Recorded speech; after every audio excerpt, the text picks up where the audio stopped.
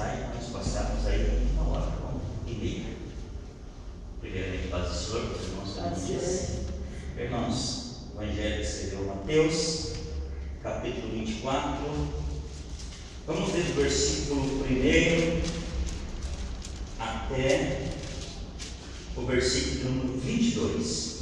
E vamos ler-nos alternando. O irmão lê um versículo, o irmão lê outro. E bem dinâmico, assim, para nós não perdermos muito tempo, né? Mateus, capítulo 24, versículo 1. E quando Jesus ia saindo do templo, aproximaram-se dele seus discípulos para lhe mostrarem a estrutura do templo. Jesus, porém, lhes disse: não vedes tudo isto? Em verdade vos digo que não ficará aqui pedra sobre pedra, que não seja derrubada. E estando assentados no monte das Oliveiras, chegaram-se a ele e seus discípulos, em particular, dizendo: dize-nos, quando serão essas coisas? E que sinal haverá da tua vinda e do fim do mundo? Jesus respondeu e disse: acatelai, e ninguém vos engane. Porque muitos virão em meu nome dizendo: eu sou o Cristo, e enganarão a muitos. E ouvireis de guerra e de rumores de guerra. Olhai e não vos assusteis, porque é lícito que isso tudo aconteça, mas ainda não é o fim. Quando se levantará nação contra nação e reino contra reino, e haverá fome e peste e terremotos em vários lugares. Porém, tudo isso é o princípio das dores, então sereis amados, e vos matarão, sereis odiados, e de todas as nações, por causa do meu nome. Nessa época, muitos vão abandonar a sua fé e vão trair e odiar uns aos outros. E surgirão muitos falsos profetas, e enganarão a muitos. Por se multiplicar a iniquidade, o amor de Deus, o amor de muitos esfriará. Mas aquele que perseverar até o fim será salvo. E este evangelho do reino será pregado em todo o mundo, em testemunho a todas as gentes, e então virá o fim. E Jesus continuou: vocês verão no lugar santo o grande terror, de que falou o profeta Daniel, que o leitor entenda o que isto quer dizer. Então os que estiverem na Judeia, que fujam para os montes. Quem estiver sobre o eirado, não desça tirar de casa alguma. Não desça a tirar de casa alguma coisa. E quem Irmão Lucas? E quem estiver no campo, não volte atrás a buscar os seus vestidos. Mas ai das grávidas e das que amamentarem naqueles dias. Para que essa vossa fuga não aconteça no inverno, nem no sábado. Porque naqueles dias haverá um sofrimento tão grande como nunca houve desde que Deus criou o mundo, e nunca mais acontecerá uma coisa igual. E naqueles dias, se não fossem abreviados, nenhuma carne se salvaria, mas por causa dos escolhidos serão abreviados aqueles dias. Oremos. Eterno Deus, soberano Pai nosso Senhor e Salvador Jesus Cristo, em nome do teu Filho, nós estamos aqui presentes, reunidos nesta noite, orando, Pai querido, Pai amado, para essa aula, lendo a sua palavra, que é fiel, que é verdadeira, Deus, mediante, Pai querido, Pai amado, para que os filhos do Espírito Santo venham ser derramados, venham se encher, venham se capacitar, Pai querido, Pai amado, temos condições, Deus, de aprendermos a sua palavra, que possamos crescer cada dia mais, Deus, no conhecimento, como temos procurado crescer também na graça, Senhor, para você, seus filhos, dar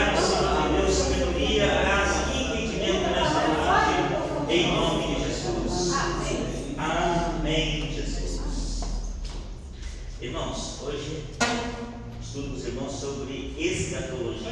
Para começar os livros, profetas maiores, consideram o material preparado aí, mas a gente nosso teve um problema ali, não conseguimos imprimir material. E com certeza todo domingo que vem vamos usar esse material em Maui para ter um material bem apropriado para os irmãos para essas aulas, né? E a escatologia tem uma coisa a ver com os livros dos profetas maiores? Claro que tem, né? Se você pegar o livro de Isaías, vai ter muitos assuntos escatológicos, pegar Jeremias, pegar Ezequiel, Daniel, principalmente o livro de Daniel, né? É bem escatológico. Então, não vamos estar fugindo do assunto, né, irmãos? Amém? Então, ó, a mão ampuleta ali de Deus na mão dele, pensando na humanidade, quanto tempo, né, ainda resta para nós. Todo esse estudo, irmãos, ele foi feito com base nesse livro aqui e na Bíblia de Estudo das Profecias, que é uma Bíblia que eu já tenho desde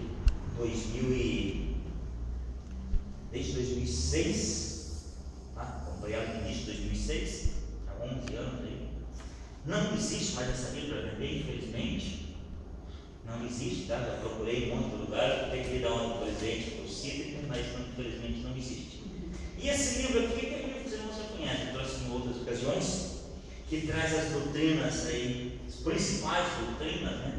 Pentecostal, onde você vai estudar sobre a igreja, sobre os anjos, sobre Deus, sobre Cristo, sobre escatologia, que é o que nós estamos falando aqui, dentre outros, amém? Então, não é um livro caro, né? O Cid já falou que o diácono conversou na casa dele lá. É isso? É um livro bastante acessível. Inclusive, a gente chega lá e compra com desconto na CPAD. Falei que eu não sou vendedor da CPAD, que se eu fosse, ia se cobrar muito caro. Muitas vezes que eu venho aqui, eu trago um livro deles para anunciar para os irmãos. Então, esse livro aqui, se os irmãos algum dia forem lá adquirir, eles vão encontrar esse assunto aqui. Bibliologia, nós estudamos, né? Teologia, cristologia, pneumatologia, antropologia, martologia, soteriologia, filisiologia, angelologia e escatologia. O que cada um trata? Lógico, biologia, né? Estudo da Bíblia, né? Teologia, estudar Deus, né? A pessoa, a natureza dele. Cristologia, a natureza de Cristo, né? Seu caráter, suas obras. Pneumatologia seria a pessoa do Espírito Santo, né? A personalidade dele, a obra que ele realiza. Antropologia, eu e você, é estudar o homem, os assuntos referentes ao homem relacionados com Deus. A martologia, como o pecado se deu origem, né? Lembrando que a origem do pecado foi, infelizmente, lá no céu, né? Com a rebelião de Lúcifer. E soteriologia, que é a doutrina da salvação, né? Quando começou o plano da salvação? Foi com o nascimento de Cristo? Lógico que não. O plano da salvação vem desde antes da eternidade passada, vamos dizer assim, né? Se é que eu posso falar uma eternidade passada e futura, né? Mas assim, sempre esteve no plano de Deus a salvação para o homem, né? Tanto que Apocalipse fala do cordeiro que foi morto antes da fundação do templo. Eclesiologia, que é nosso estudo da igreja, né? Como começou a igreja, a organização. Eu gosto de falar que a igreja não é só uma organização, ela é uma organização, mas ela também é um organismo, né? Ela é organização no sentido de pessoa jurídica, constituída de CNPJ, tem que remunerar pessoas, tudo que uma pessoa jurídica tem que fazer, mas ela é um organismo também, ela é o corpo de Cristo na face da terra. Isso igreja no sentido amplo, né? Desde lá do Oriente até o Ocidente, o Leste, o Oeste, onde tiver um grupo de crentes realmente fervorosos, que fazem parte da igreja de Cristo, ela faz parte desse organismo vivo na face da terra. Né? E a escatologia é o estudo das últimas coisas. Todo ser humano ele é curioso por natureza, né? Quem aqui é curioso? Levanta a mão. Você também é, irmã Solange? Sabe que não? Quer ver? Logo que eu comprei esse aparelho aqui, já contei para vocês a história do Data-Show, né? Chega a Amanda lá em casa. A Amanda estava com 3 anos, né? 2 anos, 3 anos. Ela chegou e falou para mim assim: o que é isso? Se eu falar um Data-Show, né, com uma criança de 3 anos, resolveu o quê? Olha, isso aí é um aparelho projetor. Aparelho projetor. E o que isso faz? Eu falei, isso aí eu ligo no computador, daí a imagem que está no computador ele projeta na parede. Amplia a imagem. E por que você quer isso? Então assim, né? Por quê, né? ser humano ele é assim, não é? Você lê um texto na Bíblia, irmãos, isso eu e você temos que ter em prática para sempre. Senhor, por que isso está aqui? Tem que ter um motivo. Os escritores, os 40 escritores da Bíblia lá, e tudo que contém nela nos seus 66 livros, não foram postos por acaso. Não é isso? Não foi juntado assunto aleatório lançado no livro. Tudo isso aqui se completa. De Gênesis 1 a Apocalipse 22, é uma história que Deus está contando, um amor perfeito que Ele tem para a humanidade, plano de salvação. Então, se ali está escrito algo, você tem que entender o porquê. Mas tem coisas que eu não entendo, meu irmão. Eu leio, não sei se isso aconteceu, não. E nós temos uma vantagem muito grande, tá? Nós, todos nós. Porque a Bíblia é o único livro que você consegue chegar diante do autor e falar: eu vou olhar aqui com você, eu quero que você me explique por que você colocou isso nesse livro. E ele explica. Você concorda ou não? É o único livro que, mesmo assunto que foi colocado aí 3.500 anos atrás, você consegue explicação porque o autor dela ele é eterno, é Deus. Amém? Então, podemos fazer isso? Irmão Claudir, mas e se eu ler, não entender, orar, e Deus me trouxer para mim a revelação daquilo que está na palavra, como que eu vou compreender? Aí você tem que ir lá para Deuteronômio 29 e versículo 29. Leia aí, Luciana, para nós, por favor. Quinto livro da Bíblia, Deuteronômio, último livro do Pentateuco, Deuteronômio, capítulo 29, versículo 29. Mas tem que ser rápido, já. Quem achar primeiro, leia então. Deuteronômio 29, 29. Eu já achei aqui. Ó, 29, 29. Posso ler? Está escrito assim, ó: as coisas encobertas pertencem ao Senhor nosso Deus, porém as reveladas nos pertencem a nós e aos nossos filhos para sempre, para que cumpramos todas as palavras desta lei. Então, aquilo que o Senhor revelou pertence a nós. Vamos nos apropriar disso, vamos buscar entender porque Ele revelou para nós. Aquilo que Ele não revelou pertence a Ele. Vou deixar lá, Ele sabe. É ou não é? Então não vamos questionar. Mas assim, como ser humano ele é curioso. Estamos aqui sempre tentando enxergar, irmão. É mais ou menos assim, ó. Por que filmes de ficção científica vendem tanto? O De Volta para o Futuro, 1985, 86, 87, que um carro lá no DeLorean era adaptado para ser máquina do tempo, para vir até 2015, voltar em 87, e ir até 1980,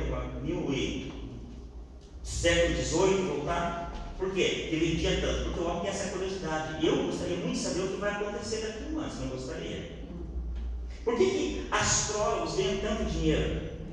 Cartomantes, que as pessoas fazem leitura da mão lá, né? Então, uma anciã, não lembro qual é o termo, que faz leitura da mão, ganham tanto dinheiro, porque as pessoas têm esse interesse em saber o que vai acontecer no futuro. E se você soubesse o que é amanhã, hoje você estaria agindo diferente, não daria? Tantas coisas você teria deixado de fazer no passado se você soubesse a situação que você estaria hoje. Você concorda comigo ou não? Então, gostaríamos de saber o futuro. Aí vem a escatologia. O que significa escatologia? O que significa escatologia, irmã Solange? Veio hoje tem que responder. Cida. Estudo das últimas coisas. Sem colinha. É a doutrina das últimas coisas. Mas que últimas coisas são essas? Hein? Que são essas últimas coisas? O próprio Jesus ele responde para João, lá em Apocalipse capítulo 1, versículo 19, diz assim, ó: as coisas que tem visto, e as que são, e as que depois destas hão de acontecer. Isso conforme a revista corrigida, tá? De repente na revista atualizada do irmão vai entrar com outras palavras. Mas é isso, ao meio da revista corrigida, as coisas que tem visto, quer dizer assim, ó, o João, as coisas que você já presenciou, tá bom? Que tens visto, você já viu. As coisas que são, as coisas que estão acontecendo neste momento, e as coisas que ainda hão de acontecer. Então essas são as coisas, a doutrina que nós estudamos. Então quando eu e você estudamos escatologia, nós temos que olhar para o passado, enxergar nosso presente e poder projetar o que vai acontecer no nosso futuro. Lembrando que profecias escatológicas sempre podem mudar, interpretação, tá? Se você pega para ler o livro de Daniel e Apocalipse, de Antônio Gilberto, de 1985, muitas coisas daquele livro não se aplicam. Muitas interpretações que houve. Ah, mas então estava errado, Deus se enganou. Não, Deus não se enganou. Então assim, Deus não é um homem que minta, nem filho do homem que se arrependa. Isso nós temos por lei, né? Ele não se arrepende e ele não mente. Mas assim, ele entrega uma profecia, se for uma profecia de juízo, e houver um arrependimento daquele povo, ele muda ali. Lógico, isso aí vamos lá. Rapidamente, não vamos entrar muito em detalhe, porque o nosso tempo é curto, né? O assunto é amplo, o tempo é escasso. Tribunal de Cristo. O que você não tem no Tribunal de Cristo? Quem que vai ser julgado no Tribunal de Cristo? Hã? Quem aqui pretende ser julgado no Tribunal de Cristo, levanta a mão. Bom, Mauro. Mais alguém? A irmã Luciana? Mais alguém? Eu. Agora todo mundo levanta a mão. Não pode. Quem pretende ser julgado no Tribunal de Cristo, toda a igreja tem que levantar a mão na hora. Por quê, irmãos? Porque, Sila, não é um julgamento de condenação. Não é um julgamento de quem vai ser salvo, quem não vai, quem vai entrar no céu, quem vai para o inferno. É um julgamento, irmã, mais para das obras que você realizou. Paulo, quando ele escreve sobre o Tribunal de Cristo, nós não vamos ler, tá? Mas é lá, 2 Coríntios 5:10, todos haveremos de comparecer no Tribunal de Cristo. 1 Coríntios 3, do 12 ao 15, ele fala assim, obras edificadas, ouro, prata, pedras preciosas, madeira, palha, feno. Então, é mais um julgamento do que você fez. Então, poderíamos dizer assim, que é mais um julgamento de qualidade das obras que nós fazemos, do que necessariamente o tamanho das obras que nós fazemos.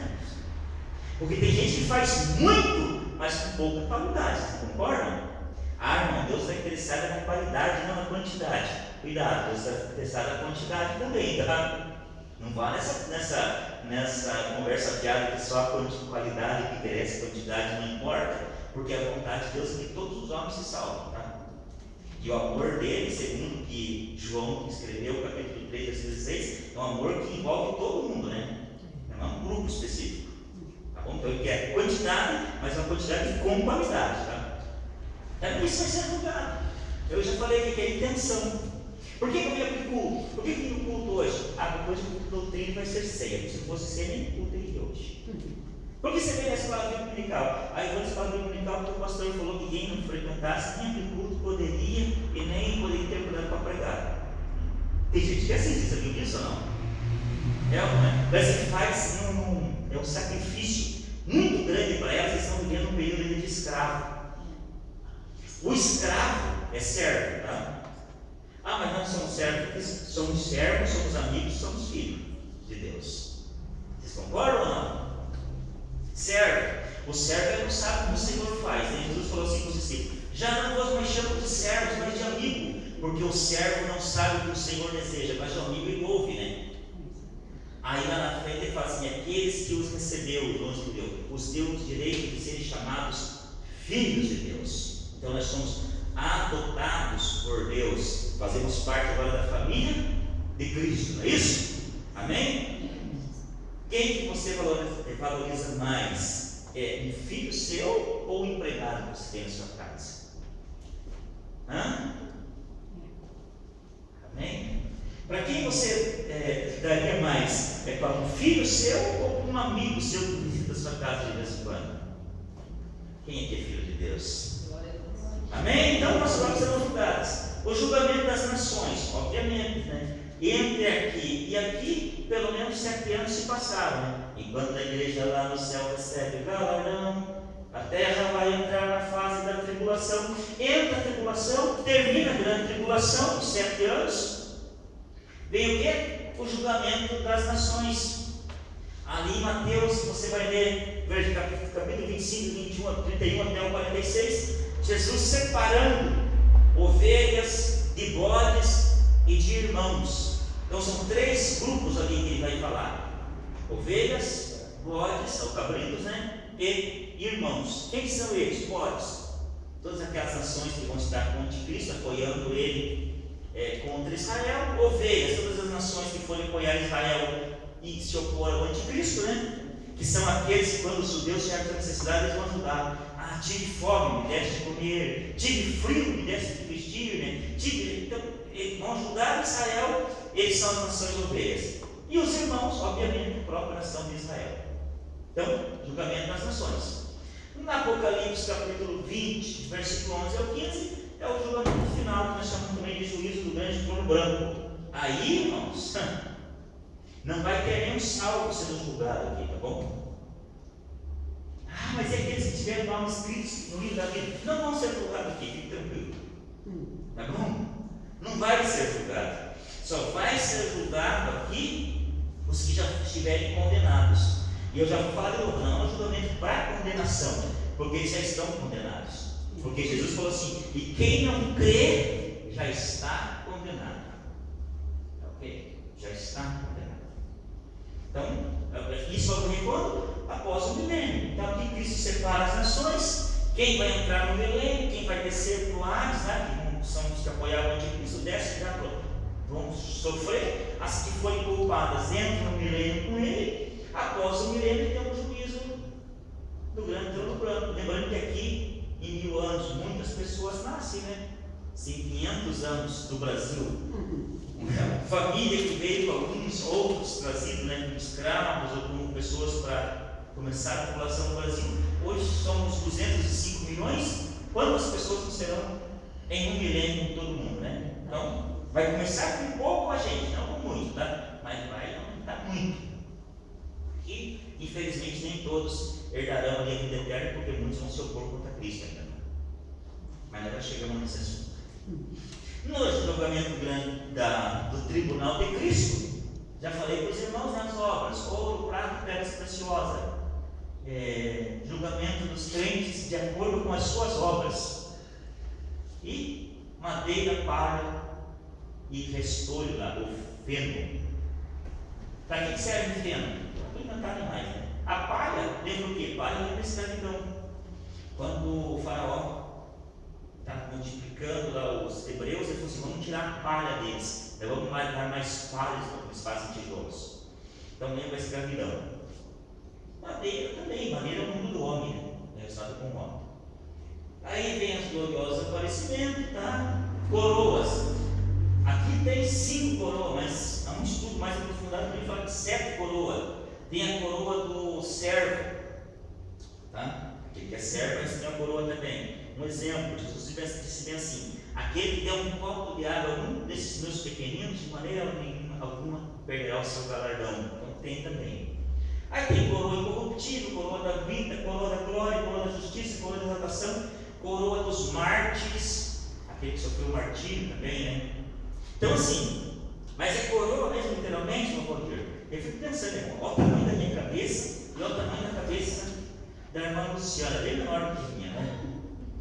E imagina com várias coroas na cabeça, não precisa andar direito, né? É verdade. Então não é coroa literalmente, tá? Por que Paulo está usando essa expressão aqui, coroa, tá? E Pedro também vai usar? Porque assim, irmãos, principalmente ali quando falamos do tribunal de Cristo, aqui, né? Paulo ele faz uma paralelo, se eu falar paralelo, uma comparação, é isso, uma comparação, em analogia do bema que tinha lá na Grécia com um tribunal que Cristo vai julgar a sua igreja. O que tinha no bema? O bema nenhum que comparecia para ser julgado, o bema era para condenação, tá? Era para receber recompensa. Quando que acontecia o bema? Ele acontecia após a Olimpíada. Os competidores, os atletas, todos que ganhavam ali, que competiam, compareciam lá no bema para receber uma coroa, um laurel, né? Lauréis, coroa de folhas de ouro, isso. Recebia recompensa. Então nós, no tribunal de Cristo, era justamente para isso. O julgamento das nações, já falei, né? Ovelhas, bodes e os irmãos. O critério também será usado no julgamento, é o tratamento que estes deram para Israel. Que ele diz bem assim, né? tive fome, deste comer, tive sede, deste beber, tive frio. Ele vai falando assim, mas quando que fizemos isso? Ele fala, quando fizesse um dos meus irmãos, foi ali que vocês fizeram. Julgamento do grande trono branco. Lembrando que aqui nem o salvo vai ser julgado, só os condenados. Vai ser alguns livros sendo usados, livro da vida, no Apocalipse capítulo 20, versículo 15, ou Salmo 69, 29. Livro das obras, Apocalipse capítulo 20, versículo 12 e 13. Livro da vida do Cordeiro, Apocalipse 21, 27. Alguns dizem que são 7 livros. Muitos estudiosos da Bíblia gostam de bastante número, né? 7, né? Talvez porque o 7 é considerado um número perfeito, né? Fala da plenitude de Deus no número 7. Então, por isso. Aí diz que vai ter o livro da consciência, tá? Aquilo que eu tinha consciência que era errado, vou ser julgado também, tá? Eu não, né? Quem for no trono branco. Aí eu brinco assim que o livro da vida vai ser como se fosse a última instância. Senhor, mas espera aí, eu tenho certeza que eu sou salvo. Ele abre o livro da vida, como você se chama? Daí, eu não consta aqui. Entendeu? Ali a condenação mesmo. Aí fala o lago do fogo, os condenados. Lembrando que o inferno não foi preparado para nenhum ser humano, né? Ele foi preparado para o diabo com seus anjos, mas vai ser lançado a todos que adoraram a besta. A besta aqui, né? Ou o anticristo, né? É o falso cordeiro, né? A besta e o dragão. Lembrando que isso aqui forma uma. Eu vou usar uma palavra que não é muito habitual, mas alguns livros vai ter a trindade satânica, tá? Porque a intenção do diabo sempre foi imitar tudo que Deus faz. Então ele, junto com o falso profeta e o anticristo, vão ali operar formando uma trindade também. Quem lado de fogo, que é a segunda morte. E hoje vou falar um pouquinho de grande tribulação do milênio, muito rápido, e já faltam 7:35 agora, tá bom? Então, a grande tribulação, os 4 cavaleiros do Apocalipse. Capítulo 6 de Apocalipse mostra ali um cavaleiro e um cavalo branco, né? E o capítulo 19 de Apocalipse também fala do cavaleiro, versículo 11, alguém descendo lá montado no cavalo branco. É lógico que o cavaleiro do cavalo branco do capítulo 6 não é o mesmo cavaleiro do cavalo branco do capítulo 19, tá? Não confundam. O cavaleiro do cavalo branco do capítulo 6 é o anticristo, aquele que vai imitar a Cristo, ou se opor a tudo que Cristo faz.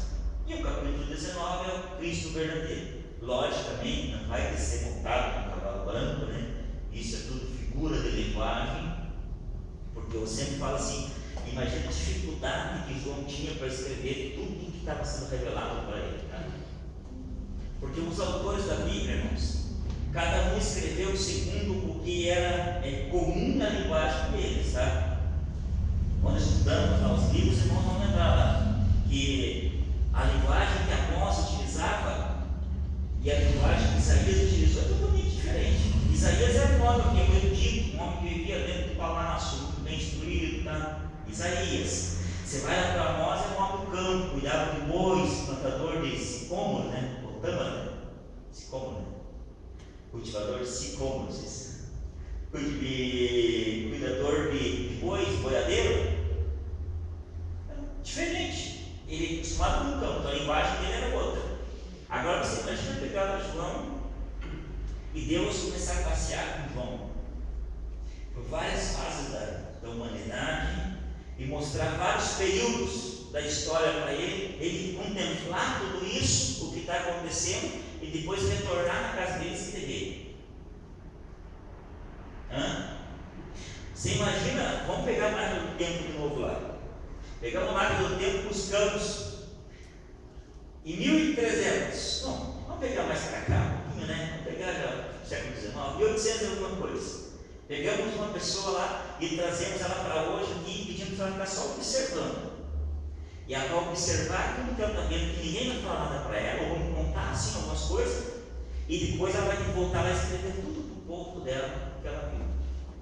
O que ela vai dizer? Vai dizer que alguém lá com uma roupa meio estranha, pendurado no negócio do pescoço, Não sei o que ele tinha na mão, porque parecia ser uma luz pelo que eu reparei. Uma caixinha na mesa, vai dizer desse sentido, não é? Era mais ou menos o que João estava escrevendo, a dificuldade que vão ter.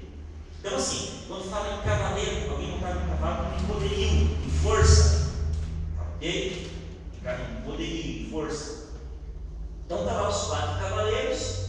Por que não pode ser Cristo? Obviamente, porque Cristo vai estar sendo seguido pelos seus anjos e pela igreja, né? Pelos santos. E esse cavaleiro do capítulo 6 está seguido por morte, por guerra, por pé. Né? O que está seguindo ele não dá para dizer. Deixa claro que é o anticristo. Algumas coisas entendemos que irão acontecer, logicamente, né? Figura, né? Imagina, um período tão terrível. Pessoas que vão estar passando da grande tribulação. Hein? Aí vem aquela velha e antiga pergunta, muitas tem que abordar aqui, né? Quando o assunto é escatologia, junto com a doutrina, surgem também muitas especulações. O que são especulações? Um monte de gente falando do assunto, um monte de pessoas escrevendo, que se você entrar na internet tem uma gama aí gigantesca, mas que muitas vezes é assunto meio, né? É um cuidado, se você não souber quem está escrevendo a origem, eu falo que a areia é movediça, você pode se aprofundar naquele assunto ali e não se aprofundar. O interessante é você se aprofundar e não se afundar. Né? Então tem muitas especulações junto. E quando falamos da grande tribulação, muitas perguntas têm surgido, tais como: primeiro, o que é a grande tribulação? Em que momento ela vai ocorrer? A igreja, ela passa ou não por a grande tribulação? Quanto tempo vai durar a grande tribulação? Haverá salvação neste período ou não? Então,